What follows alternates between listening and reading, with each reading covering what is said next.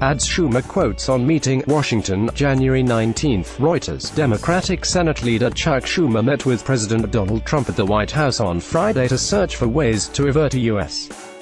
government shutdown, but Schumer said afterward that disagreements remained as the clock ticks toward a midnight deadline to pass a funding bill. Trump invited Schumer to the White House as a stopgap bill to fund the federal government through Feb.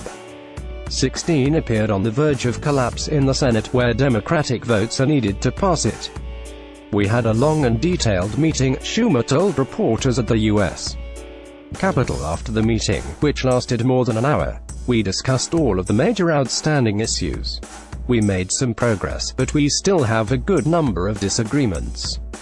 The discussions will continue." The Republican-controlled House of Representatives approved the stopgap spending measure late on Thursday, but it has been sidetracked in the Senate by a dispute over immigration. The House had planned to recess later on Friday for a week-long break, but members were warned they could be called back for votes. White House Budget Director Mick Mulvaney said on Thursday he was ratcheting up the likelihood of a government shutdown from 30% to a 50-50 possibility. Congress has been struggling for months to agree on long-term government funding levels and the immigration issue.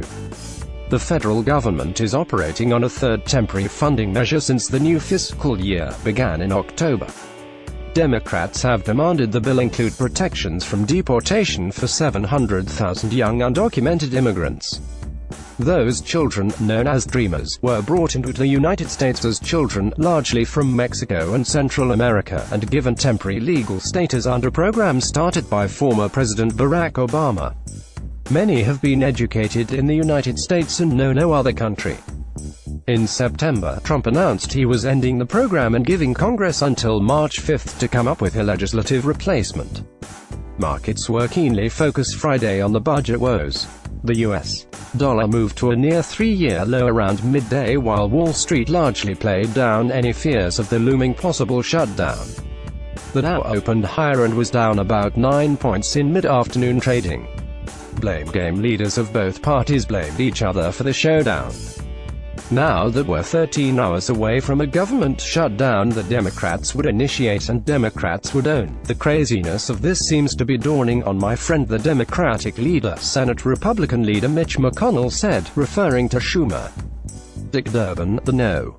2 Democrat in the Senate, said Republicans needed to sit down and negotiate and called on House Republicans not to leave town until the crisis was averted. "I would beg them, don't turn your back on your responsibility right here in Washington to work with us, to try to find a way forward," Durbin said. Trump, on the eve of the first anniversary of his inauguration, said in a morning tweet that Democrats were holding up a resolution over the immigration issue. Democrats are needed if it is to pass in the Senate, but they want illegal immigration and weak borders. Shutdown coming, he said. Republicans also control the Senate, but with Senator John McCain undergoing cancer treatment at home in Arizona, they will need at least 10 Democrats to reach the 60 votes required to pass a spending bill.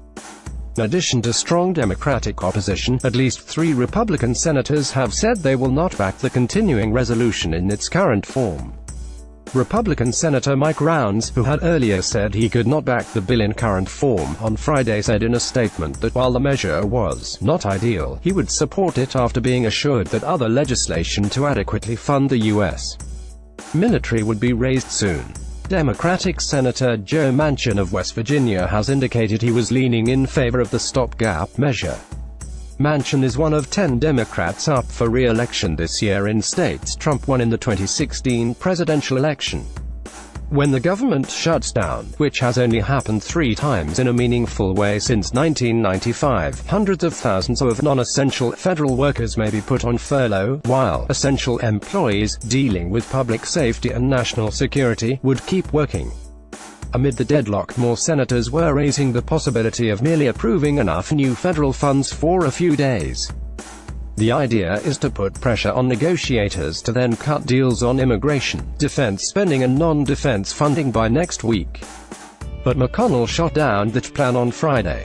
"Let's fund the government for a full month so we can actually get something done, and negotiate other issues including immigration," he said. Since then, however, the president has had a series of spats with Congress. Trump and conservatives in Congress have used the Dreamer fight to try to win tough immigration controls, including the president's promised border wall. Durbin, who is leading the fight for the Dreamers, told reporters late on Thursday there had been some signs earlier in the day that talks with Republicans were taking a positive turn and a deal could be within reach. Reporting by Richard Cowan, additional reporting by Roberta Rampton, Steve Holland and Amanda Becker, editing by Chizu Nomuyama and Bill Trott.